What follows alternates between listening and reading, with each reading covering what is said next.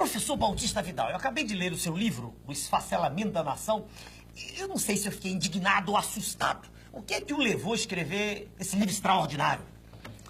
Eu não entendia, doutor Enéas, como é que um país mais rico do planeta, potencialmente rico, tinha seu povo na miséria e a nação inviabilizada no seu futuro. Então eu resolvi fazer uma análise global das políticas que levaram a isso e terminei constatando que elas têm origem externa e elas fazem parte de um conjunto harmônico que leva necessariamente ao desastre. Por exemplo, nós produzimos hoje, apenas com 13% do território, alimentos para alimentar 500 milhões de pessoas.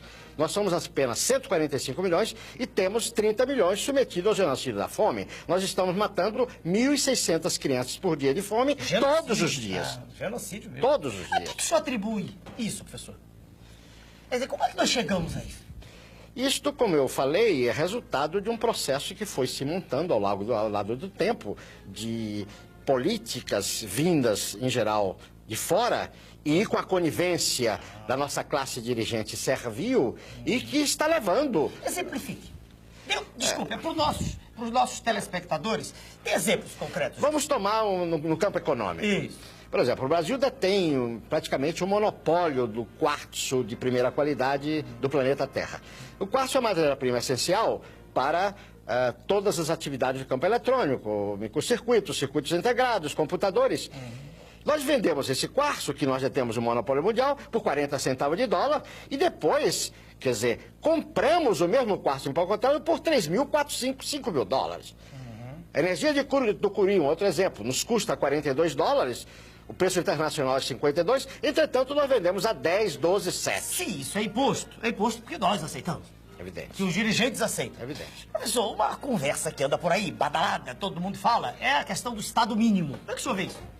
Eu acho isso uma grande bobagem. Não existe Estado mínimo nem Estado máximo, existe o Estado necessário. O Estado é o instrumento institucional e jurídico de execução do projeto de um povo, do projeto nacional. Fale um pouquinho sobre isso, um projeto nacional. Projeto nacional é uma questão de atitude. Nós precisamos parar de dizer não, não. Não à inflação, não à miséria, não à corrupção. Nós temos que dizer sim. Sim ao pleno emprego, sim à produção das nossas riquezas, ao progresso da agricultura, da indústria, da educação, da tecnologia. O oposto que está aí, né, professor? Exatamente o oposto que está aí. Exatamente o oposto.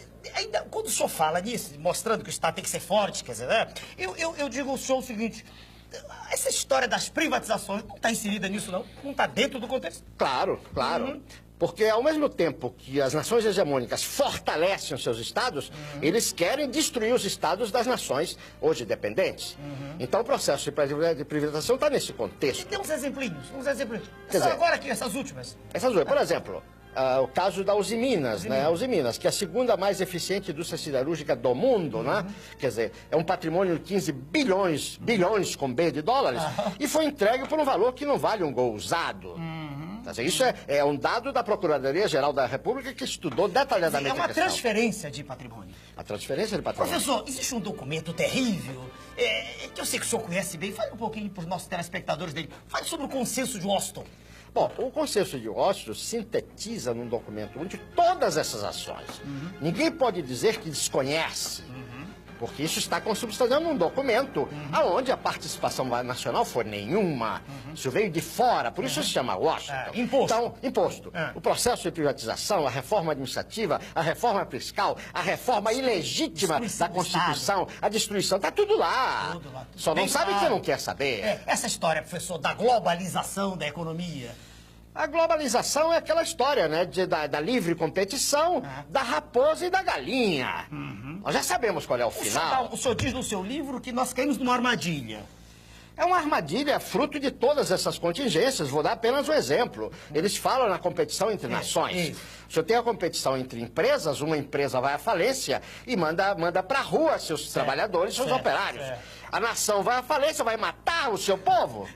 É o fim do humanismo. É o fim do homem, é o fim do humanismo, né? É o desastre total, o desastre total. Professor, a que é que o senhor atribui essa passividade da sociedade brasileira? Tudo sendo destruído, como diz aquele conhecido nosso, seu soberano, economia de cemitério, e a gente não vê uma manifestação gigantesca. A que é que o senhor atribui isso? O nosso povo é a grande vítima, não é verdade?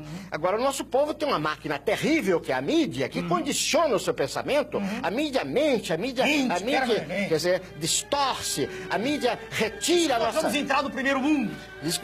A mídia destrói a nossa autoestima, faz que nós não nos amemos a nós mesmos, Não nos respeitemos. destrói o conceito de nação, a coisa de família. Professor, o nosso tempo está chegando. Uma coisinha de que eu quero que o senhor fale.